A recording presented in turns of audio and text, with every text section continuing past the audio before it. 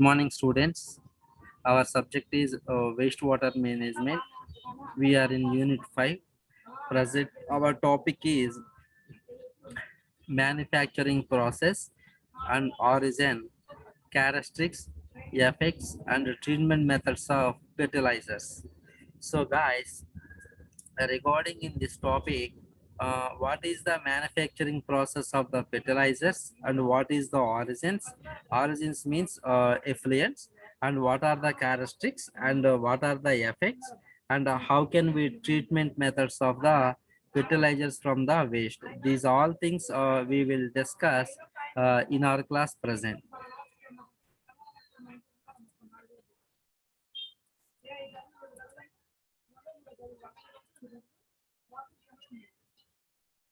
So guys, here the setting up of the Sinduri plant by the Fertilizers Corporation of India Limited (FCI) in 1951 was a turning point.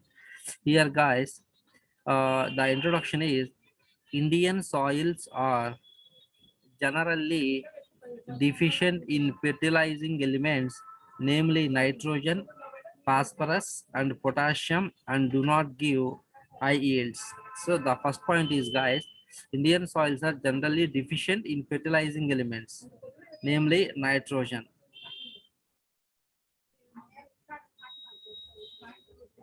Nitrogen, phosphorus, and potassium, and do not give high yields. Guys, here, if we observe our Indian soils, soil means agriculture lands. In these agriculture lands, according to scientist views, we have the deficiency of three main. This is the micronutrients: nitrogen, phosphorus, and potassium. These are the deficiencies in our soils, and they do not give high yields. It is therefore essential to feed these soils with chemical fertilizers so that their productivity increases. The significant the significant contribution made by the chemical fertilizers can be seen from the impact of the green revolution of Indian agriculture. The second point, what he says, it is therefore essential to feed these soils. So we need to give the strength to our soils where we need to grow up the agriculture. So with the chemical fertilizers only substitutions we have to give so that their productivity increases. That's why chemical fertilizers productivity also increases always. The significant contribution made by the chemical fertilizers can be seen from the impact of the green revolution of Indian agriculture. A modest beginning with respect to manufacturing of chemical fertilizers was made in 1906 when the first super phosphate factory was set up at Ranipet in Tamil Nadu. The actual growth of fertilizer industry is mainly a post-independence phenomenon. This is the figure of fertilizer plants in India, guys. Here, Nangal, guys, here names are not visible clearly. But okay, just this is the introduction part. Here, guys, the main point is FCI. FCI means Fertilizer Corporation of India Limited. The setting of the Sinduri plant by Fertilizers Corporation of India Limited in 1951 was a turning point.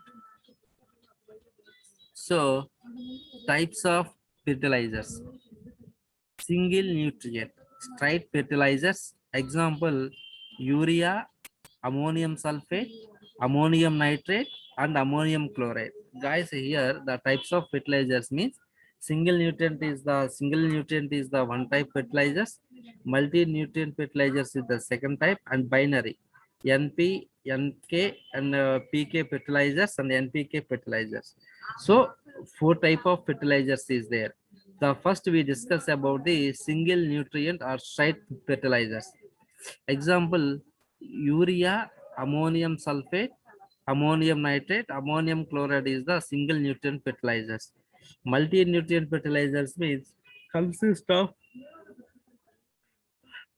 two or more nutrient components. Binary fertilizers means provide both nitrogen and phosphorus to the plants.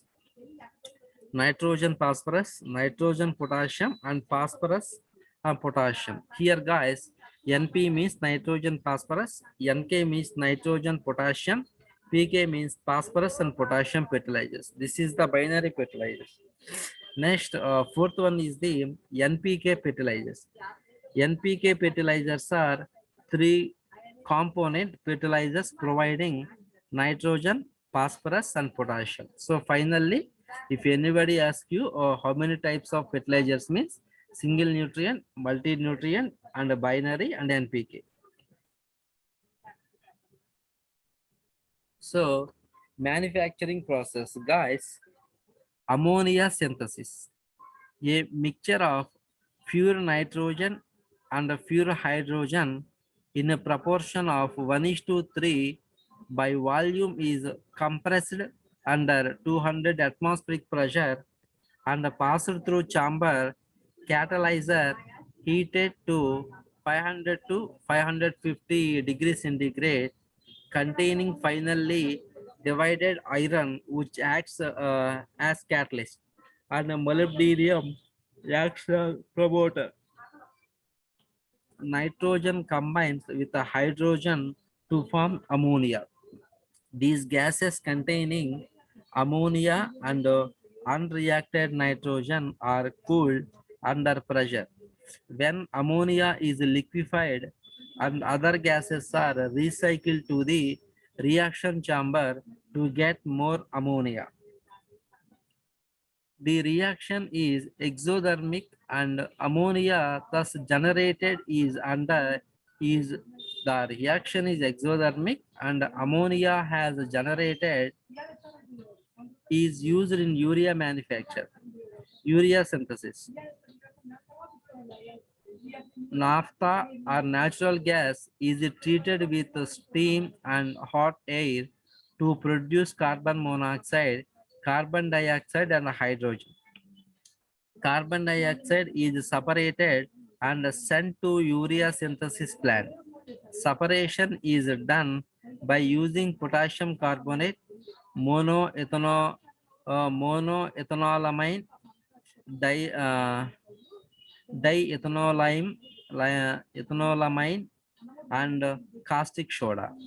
Ammonia from ammonia synthesis is reacted with carbon dioxide to from urea. The liquid is filtered and subjected to vacuum crystallization. Crystals are separated by centrifugation, dried and remelted. Molten urea is pumped into top of a filling tower and is sprayed against current of hot air. Spherical pills of area are formed at the bottom of the tower where they are collected. Hydrogen and naphtha are sent to the ammonium synthesis plant. Carbon monoxide is oxidized to carbon dioxide. Guys, here the gasification plant, gas separation plant.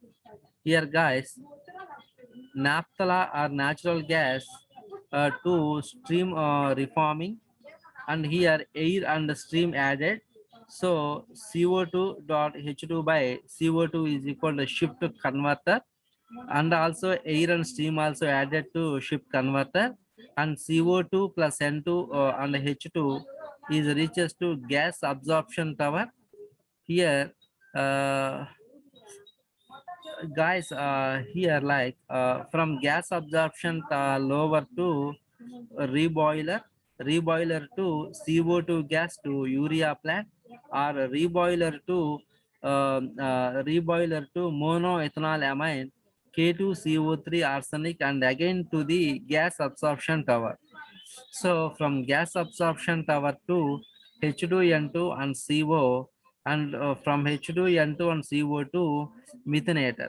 From methonator to CH4N2H2 by to NH3 plant. This is the gasification plant or separation plant. Here guys, in here ammonia plant and the urea synthesis plant. The fine is the gasification plant and gas separation plant. From the ammonium plant, H2N2CH2 to compressor to ammonia condenser to cooling and ejector to liquid NH3 to ammonia storage. From ammonia storage to ammonia recovery. So liquid NH3 to urea plant. So to CO2 and NH3 to urea adolescence to ammonium carbon in liquid, and from ammonium carbonate lithium to untreated gases to absorption in NH3. And again urea uh, isolate to heating to filter to vacuum crystallizer to generating to crystals dried and referred to use dust and air filling tower from air if in the filling tower hot air and filled urea in the higher also gas here the way the wash water and borrowed water. So this is the urea synthesis plant. So guys, from this from this figure we knew four plants: gasification plant process, gas separation plant, ammonia plant, and the urea synthesis plant. So sources of wastewater: process water, process intermediates, final products, oil bearing waste from compressor and boiler house, wash water from a scrubbing tower, cooling tower, and boiler blow down. Characteristics of fertilizers wastewater: effluent stream 1, 2, 3, 4, 5, 6, initial COD in ppm, initial NH3 in ppm, and remarks. Here guys, ppm means parts per million. So effluent 1, initial COD means chemical oxygen demand 1,25,000, and initial NH3 is only 2. Remarks: pH. pH means a hydrogen concentration 7.8, colored, characteristic order, low TDS or TSS, presence of alcohols and organics.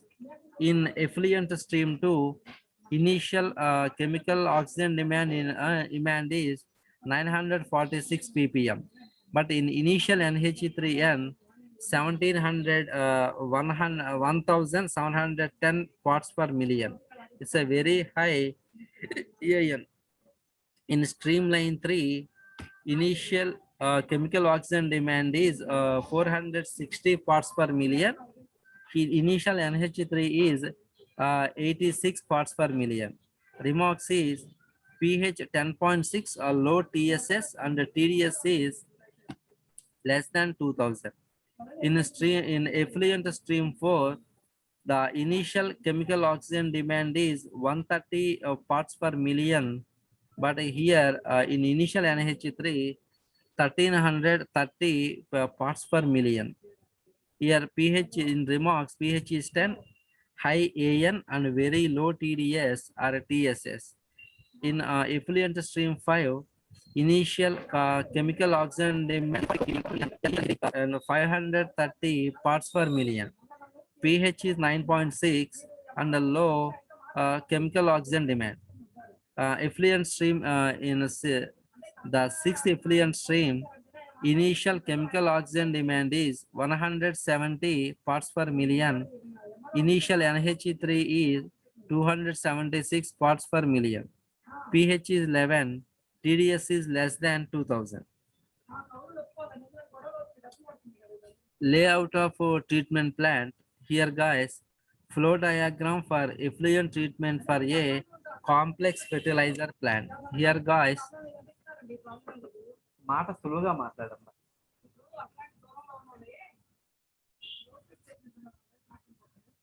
ammonia plant, arsenic bearing waste, oil bearing waste, other waste containing ammonia.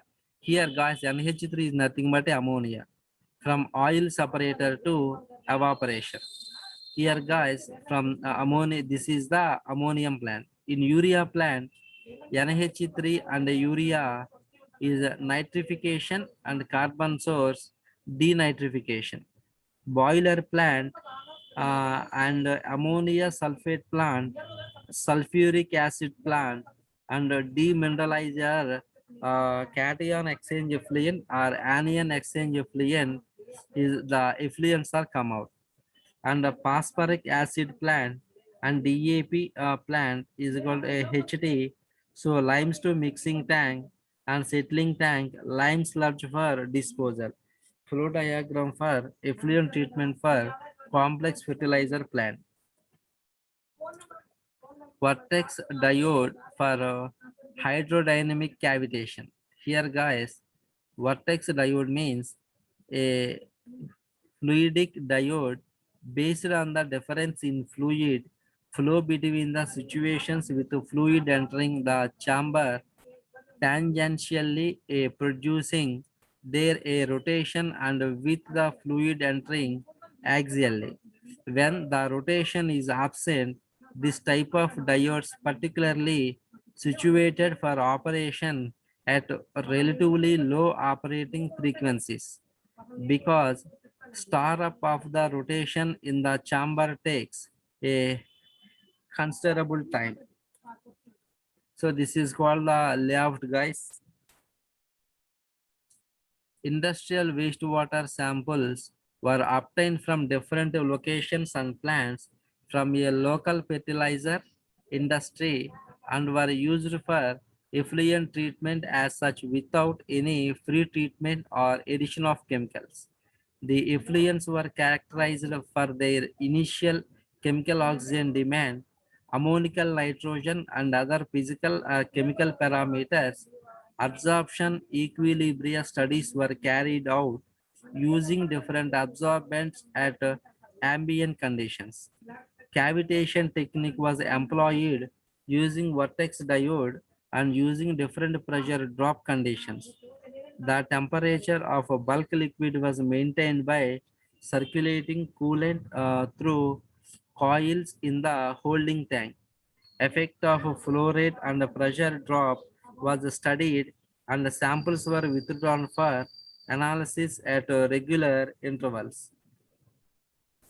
So here guys, cavitation with vortex diode, physical process, formation of cavities and breakdown of particles, chemical process and oxidation reaction H2O2 and OH, here mineralization of impurities. Guys, here I will explain again.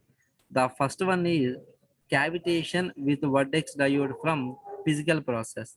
From physical process to formation of cavities and breakdown of particles. So here from formation of cavities and breakdown of particles, again it's take two terms. The first one is the chemical process and again chemical process to formation of cavities and breakdown of plants. And from formation of cavities and breakdown of particles to oxidation reaction H2O2 and OH. And from oxidation reaction H2O2 and OH from to mineralization of the impurities.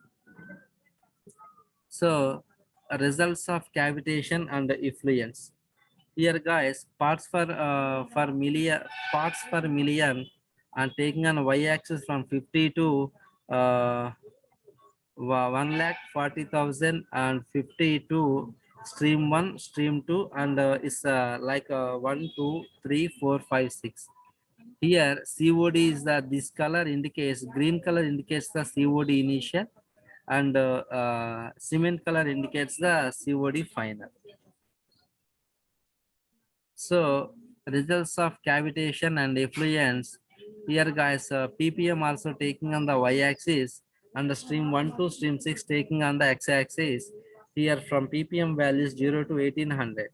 So green color indicates the initial NH3. Here and here the cement color indicates the final NH3.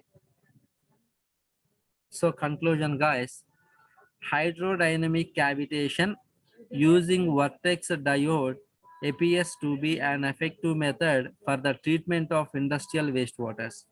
Being a destructive method and requiring no regeneration or reagents or catalyst, hydrodynamic cavitation may be advantageous over other conventional treatment methods. Hydrodynamic cavitation using vertex diode requires a substantially less space as compared to methods such as coagulation, clarification, biological treatment, etc. A very high removal of COD, chemical oxygen demand, and AN can be obtained using absorption and hydrodynamic cavities vertex diode.